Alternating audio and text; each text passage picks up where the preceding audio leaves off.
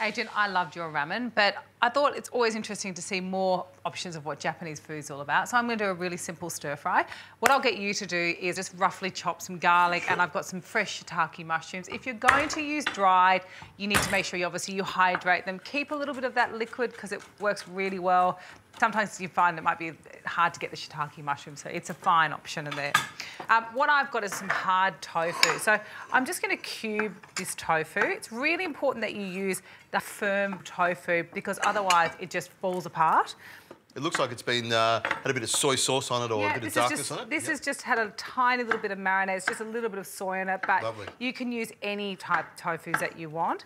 So I'll just put that on my tray ready to go. It's the chicken of the vegetable world. There we go. That's the one. Right. Now, I've got your garlic here and I've got your mushrooms sliced.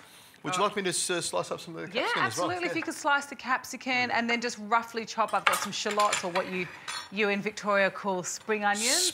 Springos, where I'm from. There we go. With the coriander, it's really important. I want you to keep the stem of the coriander. It's so sweet. It's lovely to have that in there. All right, so I've got a little bit of my olive oil straight into my wok. I've got a bit of heat in this wok already.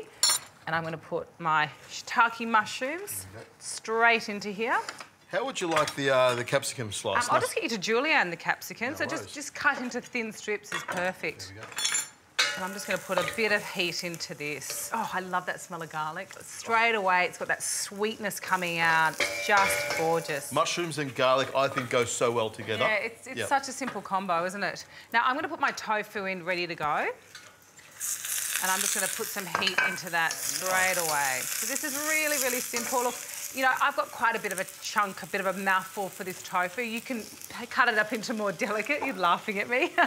You can have it in little petite, delicate mouthfuls if you want. Yeah. And I'll also get you just to julienne some snow peas for me as well. Now, it's really important that you get the right flavours for the marinade, for the base. So obviously, a staple in Japanese food is miso paste. It's made from soya beans, really good quality sea salt. Some of them will be made from barley, some of them 100% soy, some of them from rice.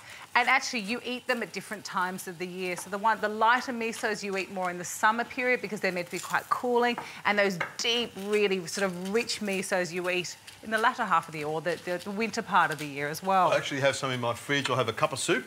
You know, boil up some water, whisk in some miso, and it's like a cup of soup ready to go. So simple. So I've got about 2 tablespoons I'm going to put straight into my wok. Lovely.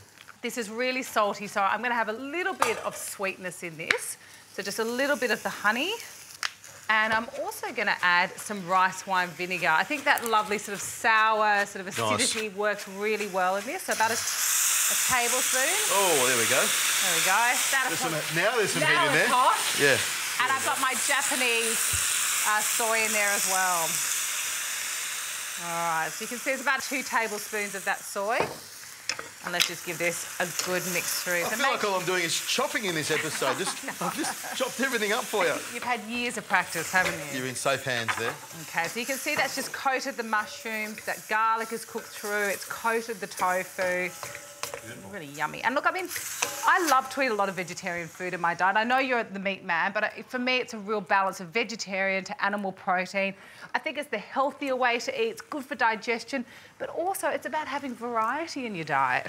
A nice bit of crunch. Yep. I, of course, would put some pork mince in there or some chicken mince, but this will go beautifully as just on a dish on its own or as a side dish as well. So simple. You just don't need it when you've got, you know, all these lovely fresh flavours in it.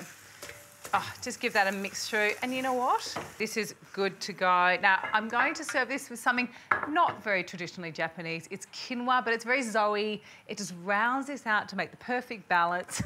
I know. I'm not saying a word. My eyes are just communicating everything. There we go.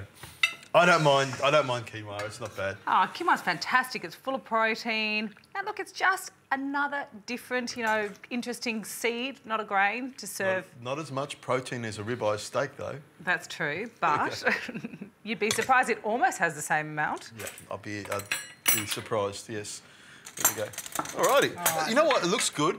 It's like a nice little stir fry that, you know, if you went to a Japanese or, you know, that Chinese style, but using Japanese ingredients, it looks great. I think it's a beautiful dish. You know, you're going to find that it's full of flavour, it's full of protein, it's so nutrient dense. And for me, I just like to eat food that obviously tastes brilliant. That's number one, but is, you know, brilliant for me as well. This doesn't happen very often. I'm going to have a bite of the...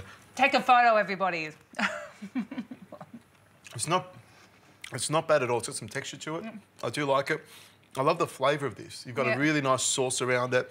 It's really quick to cook. I think it's a cracker. I'll have a little bit of quinoa as well, just to... Just to say he did. Adrian, it's a simple dish. I love it.